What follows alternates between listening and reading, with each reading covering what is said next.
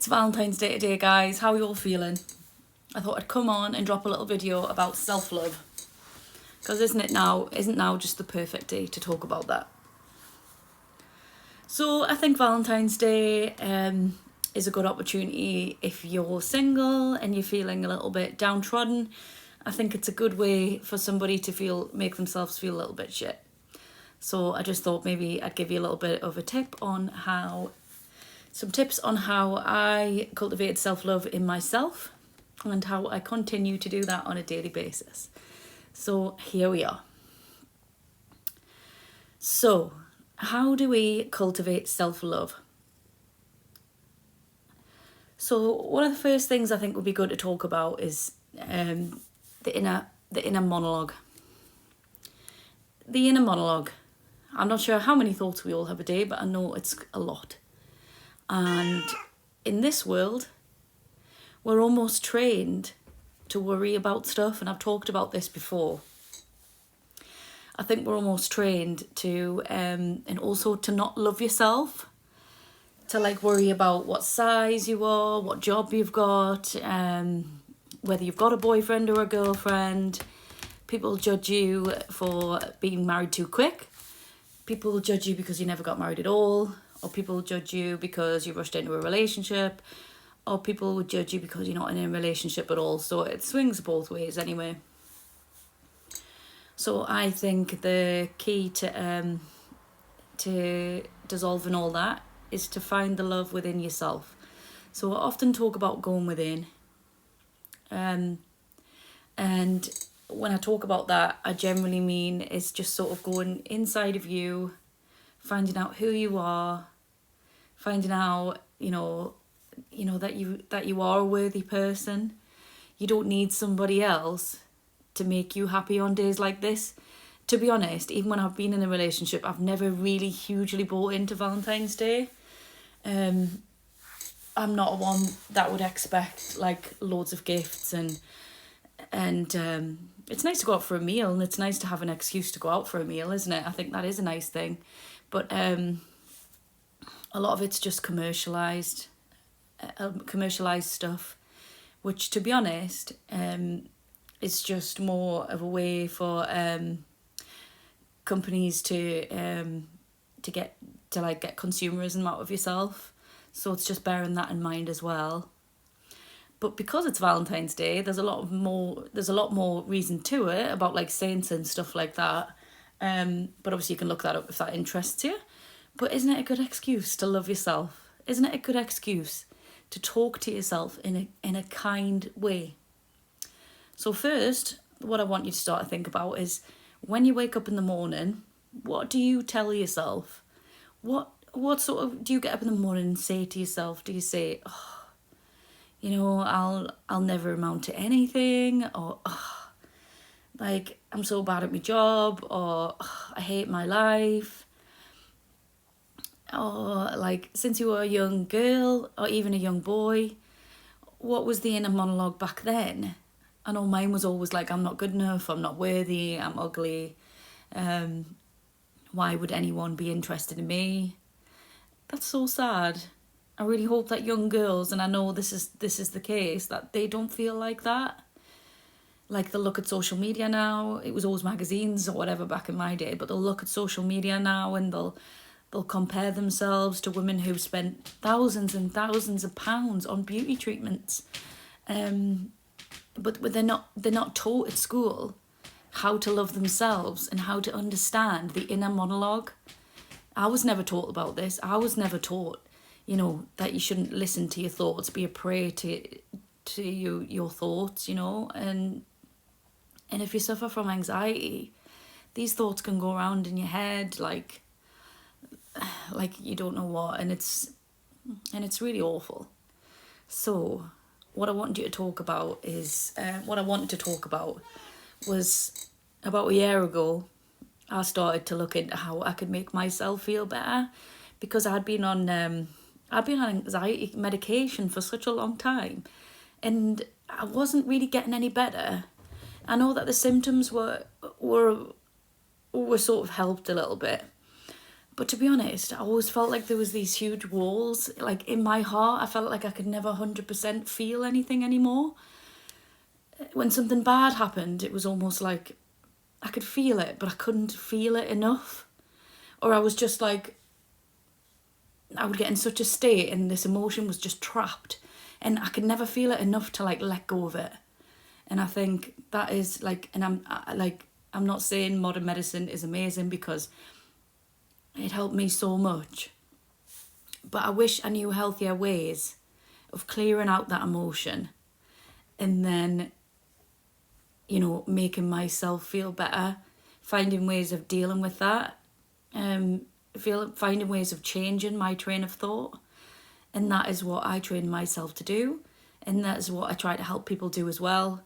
I offer quantum Reiki, which can help to reprogram the subconscious mind, because the conscious mind is very easy to change, but the subconscious mind, you can impress it by all your negative thoughts, and then that reflects in your reality. So if you're thinking negatively all the time, you're thinking that you're not good enough, and you're thinking that something bad's going to happen. It's not going to happen instantaneously. I'm not saying that because I don't want you to be anxious about these things. But eventually, these thoughts will create your reality on the outside.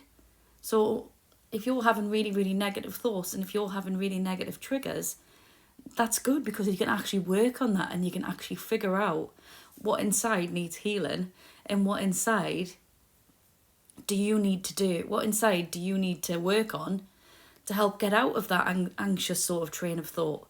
So that is something I can definitely help you do, and it's something I can talk about that, if you listen to this video, will help you as well. So basically, I want to refer to an experiment that was done by a Dr. Emoto in Japan. There's a little book on it. You can have a look at it if you want. My friend told me about this, and it was basically, I actually posted a little something on Facebook about how we're like 70% water, and how the vibrations of water can help change your like emotional constructs. So Dr. Emoto, he did this experiment on water, and he could look at the different geometric shapes of the water that was frozen at the time of things that were played. So he played like Beethoven to it, and the geometric shapes were just absolutely beautiful. It was just like, yeah, it was just perfect. You could see it was just nature, and it's in its like greatest form. And it played heavy metal music, so that looked different. But if it said like negative things, like I hate you, and you know, I wish you would die, and it just looked like, it didn't look nice at all. It was like a really negative, unrecurring pattern. But when nice things were said and nice sounds were played, the difference that it had on the water was amazing, and you could really see the difference. So I'll find a link to a video for that for you. So if you say negative things to yourself, it'll have a negative effect on your body. So on your body spiritually, on your body mentally, and then eventually, obviously, that can have an effect on your body physically as well. So if you remember to talk to yourself like in a positive way, that can have such major effects on you internally, and then, you know, and then it will have an effect on your outside reality as well, because all your thoughts and everything that you're thinking sort of almost like creates your reality. Obviously, I can go deeper into that in a different video, but that's just like an overview. So it's just kind of learning to talk to yourself. This is not, it's not like a thing that's going to happen instantaneously. This is not going to happen overnight. It takes a lot of work, and it takes a lot of, but once you get there, you can see the big difference that it'll make to your life. So how can we reprogram those negative thoughts? So I'll just tell you a little bit about what I did, and then about like about some evidence behind it, and like, because I know some views will probably be more on the scientific spectrum, and I know some people will be open to everything spiritually. So obviously I try not to make everything too esoteric, because I don't want it to be in that group. I don't want it to be in that focus group, because actually I do have a master's of science, so I do fully like believe in science, like, but I do believe there is a lot that is unknown, and there is a lot spiritually that's unknown. It's difficult to study things from a spiritual perspective, because it's not like there's so many variables, and there's so many things, and like there's also a lot of stigma around it as well. So you've just got to have an open mind, and a lot of things that I tell you and a lot of things that I understand of either from my perspective, I probably won't teach you anything that I haven't experienced myself, or from something that I've done a lot of reading about, or I've done a lot of of work around. So yeah. So basically the first way to like change up them thoughts is to start speaking to yourself in a more positive sort of way. So if you often say to yourself, oh, I'm unlovable, I'll never meet anyone that's that would be interested in me, I'm so ugly, just don't talk to yourself like that, basically. I still get like negative thoughts stuck in my head, but they're like gone now.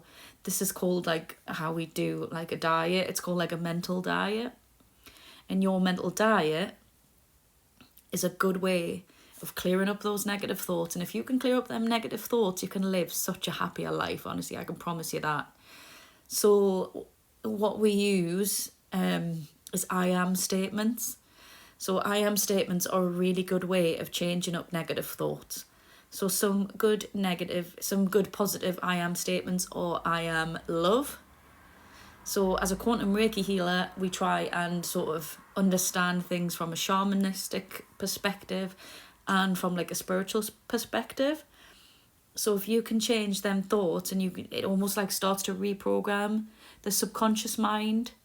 And when you reprogram the subconscious mind, that starts to reflect in your reality. So we've all got a part of our brain that's called the reticular activating system. So the reticular activating system is like, it's almost like, so do you know, if you think about something so much, you start seeing it in your reality. This is not coincidence. Like, we're all connected.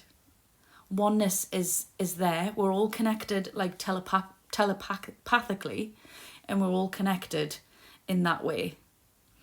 And if you start to think of like a negative thought, if you walk into a room and you're like, oh my God, I'm so ugly, oh my God, my hair, like that, people can actually pick up on that, and they'll start like reflecting that on the outside.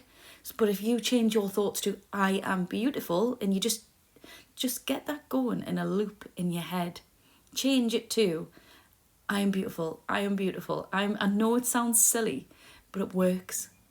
One of them was, oh, I'm so unloved, I'm never chosen, like why am I not loved, why? I never really understood this, but I changed it to I am so loved, I'm so chosen. And also I was like, sometimes I didn't even want to leave the house, I was so anxious, but like it reflected in my reality as well, and I like worried so much about things. These things did happen. So it's just like, the one thing you can do is you can start to change your thoughts. So try and think of some like really positive thoughts that you could change. Look in the mirror and tell yourself, I am love. These are mine. I am loved. I am beautiful. I am chosen. I am happy. I am happiness. I am whole. I am peace.